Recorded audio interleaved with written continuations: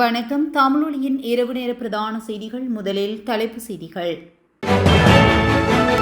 வருகிறது மற்றொரு எரிபொருள் கப்பல். பெட்ரோலிய கூட்டுத்தாபனத்தின் அறிவிப்பு.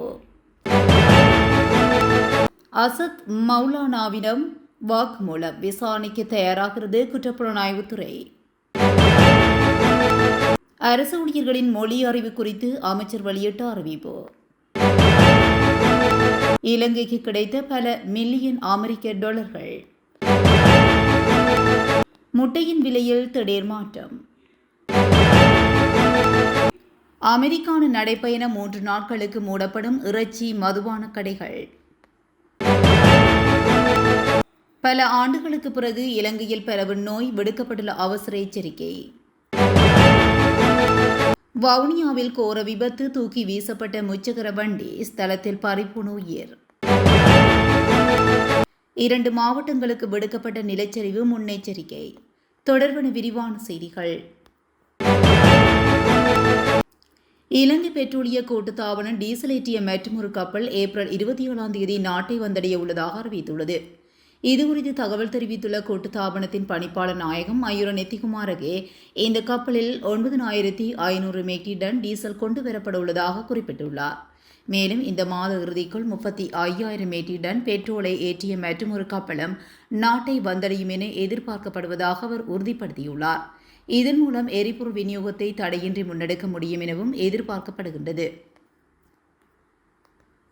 உயிர்த்த ஞாயிறு தாக்குதல் சம்பவம் தொடர்பான விசாரணைகளில் அடுத்த கட்டமாக முக்கிய சாட்சியாளரான அசாத் மௌலானாவை விசாரிப்பதற்கான நகர்வுகளை இலங்கை குற்றப்புலனாய்வுத்துறை முன்னெடுக்க உள்ளது.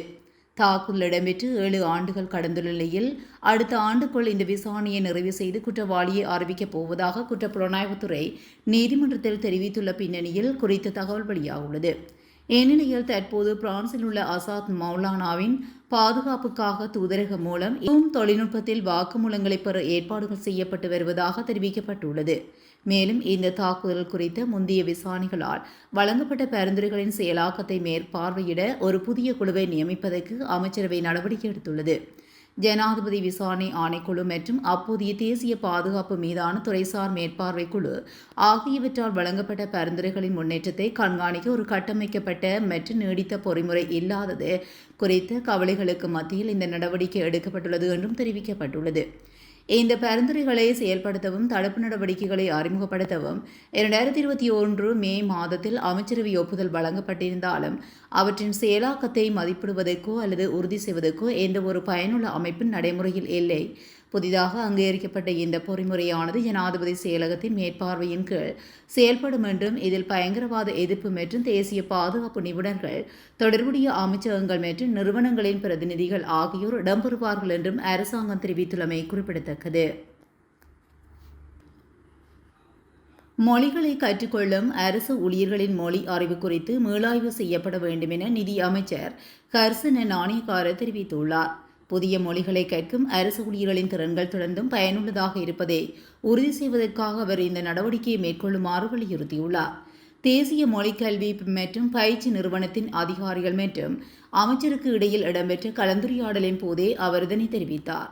இதன்போது சிங்களம் மற்றும் தமிழ் மொழிகளை கற்றுக்கொண்ட அரசு ஊழியர்கள் அந்த மொழிகளை முறையாக பயன்படுத்துகின்றனரா என்பது குறித்து 3 அல்லது 4 வருடங்களுக்கு ஒரு முறை மீளாய்வு செய்யுமாறு அமைச்சர் அதிகாரிகளுக்கு பணிப்புரை விடுத்தார்.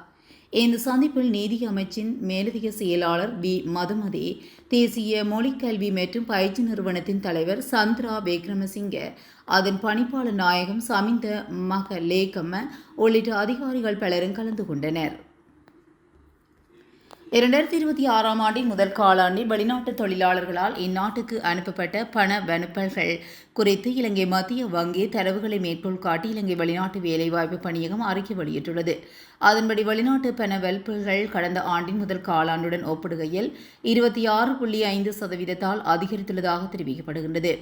இந்நிலையில் 2026 ஜனவரி முதல் மார்ச் வரையான காலப்பகுதியில் 2.294 பில்லியன் அமெரிக்க டாலர்கள் வெளிநாட்டு தொழிலாளர் பண வனுப்பல்களாக கிடைத்துள்ளன. இதன்படி ஜனவரி மாதத்தில் 751 மில்லியன் டாலர்களும், பிப்ரவரி மாதத்தில் 729 மில்லியன் டாலர்களும், மார்ச் மாதத்தில் 715 மில்லியன் டாலர்களும் கிடைத்துள்ளன. 2025ஆம் ஆண்டின் முதல் 3 மாதங்களில் பெறப்பட்ட வெளிநாட்டு தொழிலாளர் பண அனுப்பல்களில் அளவு $1,815 மில்லியன் ஆகும். அரசாங்கத்தின் நிதி மீதான நம்பிக்கை, வெளிப்படைத்தன்மை மற்றும் தொழிலாளர்கள் சட்டப்பூர்வமான வழிகளை பயன்படுத்துவதற்கு பணியகத்தினால் ஊக்குவிக்கப்பட்டமை ஆகியவையும் இந்த அதிகரிப்புக்கு காரணம் என பணியகம் குறிப்பிட்டுள்ளது. இதேவேளை இந்த ஆண்டின் ஜனவரி முதல் மார்ச் இறுதி வரை 62,145 நபர்கள் வேலைவாய்ப்புக்காக வெளிநாடுகளுக்கு சென்றுள்ளமை குறிப்பிடத்தக்கது.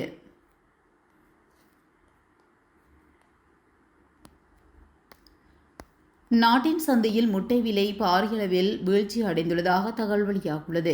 இலங்கையில் முட்டை உற்பத்தி அதிகரித்துள்ளமையே இதற்கு காரணம் என அகில இலங்கை முட்டை உற்பத்தியாளர்கள் சங்கம் தெரிவித்துள்ளது. குளியாப்பட்டிய பகுதியில் நேற்று இடம்பெற்ற ஊடகவியலாளர் சந்திப்பின் போதே அச்சங்கத்தின் தலைவர் சரத் ரத்நாயக் இதனை தெரிவித்துள்ளார். உற்பத்தி அதிகரித்துள்ளமையே இந்த விலை குறைவிற்கான பிரதான காரணம் என சரத் ரத்நாயக்க மேலும் குறிப்பிட்டுள்ளார். கேகாலை மாவட்டத்தில் பிக்குமார்களின் ஏகி பசிகோ அமைதி நடைப்பயணம் நடைபெறுவதை முன்னிட்டு ஏப்ரல் 24 முதல் 26 வரையிலான 3 நாட்களுக்கு சாலை ஓரங்களில் உள்ள அனைத்து மதுபான கடைகள், இறைச்சி கடைகள் மற்றும் மீன் விற்பனை நிலையங்களை மூடுவதற்கு உத்தரவிடப்பட்டுள்ளதாக தெரிவிக்கப்படுகிறது. இந்த அமைதி நடைப்பயணம் கடந்து செல்ல உள்ள கடுகண்ணாவ முதல் பெரக்காப்பள வரையிலான பிரதான வீதி பகுதிகளில் இந்த தடை நடைமுறையில் இருக்கும் என தகவல்கள் தெரிவிக்கின்றன. கேகாலை மாவட்ட செயலகத்தில் நேற்று நடைபெற்ற மாவட்ட ஒருங்கிணைப்பு குழு கூட்டத்தில் இந்த முடிவு எடுக்கப்பட்டுள்ளது.